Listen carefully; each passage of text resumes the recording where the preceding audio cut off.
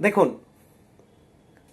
পৃথিবীতে দুটো মানুষ এক জায়গায় আছে, অথচ আর্গুমেন্ট হবে না, মতানৈক্য হবে না, এমন হতেই পারে না। তবু নাকি আমরা ঈশ্বর শ্রেষ্ঠ শ্রেষ্ঠ জীব।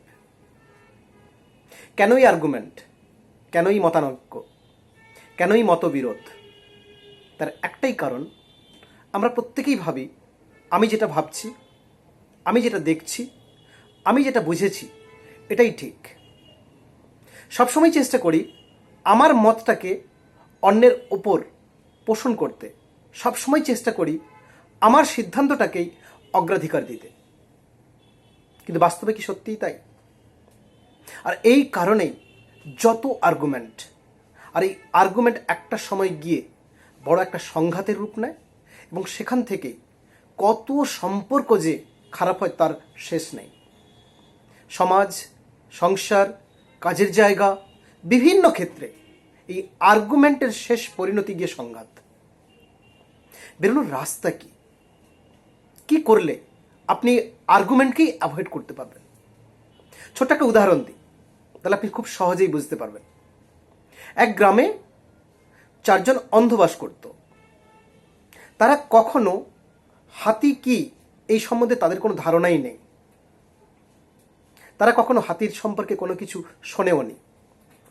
তাদের ইচ্ছে হলো যে হাতি কেমন এটা একবার তারা অনুভব করতে চায়, তারা জানতে চায় ঠিক হাতি কেমন দেখতে।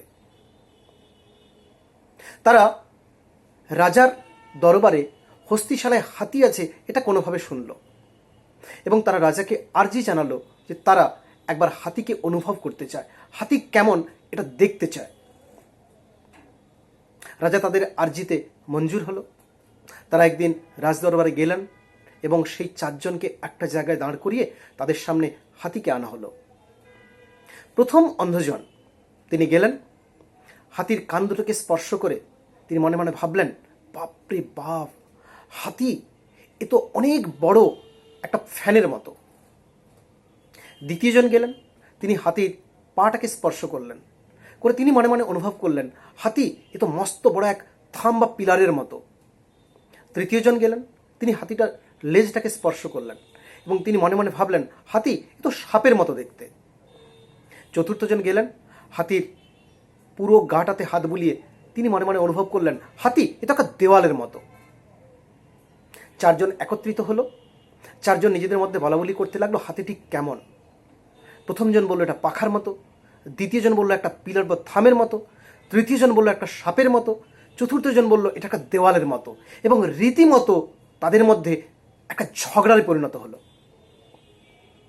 কারণ প্রত্যেকেই প্রত্যেকের ধারণা সঠিক এটাই এস্টাবলিশ করতে চাইছে, যে যেটা অনুভব করেছে সেটাই ঠিক, এই সিদ্ধান্তেই তারা অনড়। রাজা তাদের এই কথোপকথন শুনছিলেন, তাদের এই আর্গুমেন্ট সংঘাতে পরিণত হলো। রাজা দাঁড়িয়ে দাঁড়িয়ে দেখছিলেন। অবশেষে রাজা গেলেন তাদের এই ঝামেলাকে মেটানোর জন্য, এবং রাজা বললেন তাদের 4 জনের উদ্দেশ্যে, তোমরা প্রত্যেকেই নিজ নিজ জায়গায় ঠিক। তোমরা যেটা দেখেছো, তোমরা যেটা অনুভব করেছো, সেটা তোমাদের কথা অনুযায়ী একদম ঠিক, কারণ তোমরা আংশিক অনুভব করেছো। তোমরা কখনো পূর্ণাঙ্গ হাতির সম্পর্কে ধারণাই করনি, কারণ পূর্ণাঙ্গ হাতিটাকে কেউ তোমরা স্পর্শ করনি। তোমরা যেটা করেছো সেটাকে বলা হয় তোমাদের সাবজেক্টিভ পারসেপশন, এবং সেই সাবজেক্টিভ পারসেপশন থেকেই তোমরা বোঝাতে চাইছো ওটাই একদম ঠিক, কিন্তু ওটা তোমাদের আংশিক ধারণা। আসলে হাতি ঠিক এই রকম, এর এত বড় চেহারা, এর 4টে পা এই মোটা, এর কানগুলো এরকম, এর সামনে একটা সুর রয়েছে, যেটা তোমরা কেউ পূর্ণাঙ্গ অনুভব করনি। তখন তাদের ভুল ভাঙল। অবশেষে তারা নিজেদের মধ্যে আবার মিলিত হলেন। ওই 4 জন মানুষের তো চোখ ছিল না, তারা অন্ধ, তাই তারা পূর্ণাঙ্গ হাতিটিকে দেখতে পায়নি। তাই তাদের মধ্যে আর্গুমেন্ট এবং সেটা থেকে তাদের মধ্যে সংঘাত, এটা ভীষণ কমন। কিন্তু আমরা যারা আমাদের চোখ থেকেও আমাদের চোখ নেই, আমরা অনেক সময় সঠিক দেখি না, সঠিক জানি না, সঠিক বুঝি না, তবুও ওই আংশিক দেখা থেকে, আংশিক শোনা থেকে আমরা আমাদের মতকে পোষণ করতে চাই, আমাদের সিদ্ধান্তে অনড় থাকি, সেখান থেকেই আর্গুমেন্ট তৈরি হয়, অবশেষে সংঘাত এবং সম্পর্কের অবনতি। তাহলে বন্ধু, এই ছোট্ট একটা ঘটনা, জানা ঘটনা আমাদেরকে প্রমাণ করিয়ে দেয়, আমাদের চোখে আঙুল দিয়ে দেখিয়ে দেয়, এই আর্গুমেন্টকে যদি আমি এড়াতে চাই, সংঘাতকে যদি এড়াতে চাই, সম্পর্কের ভাঙনকে যদি এড়াতে চাই, তাহলে আমার সাবজেক্টিভ পারসেপশন থেকে বেরিয়ে অবজেক্টিভ পারসেপশনকে গুরুত্ব দিতে হবে। সঠিক কি সেটা না জেনে কখনো নিজের সিদ্ধান্তে অনড় হওয়ার কোনো প্রয়োজন নেই। Thank you so much. সবাই ভালো থাকুন।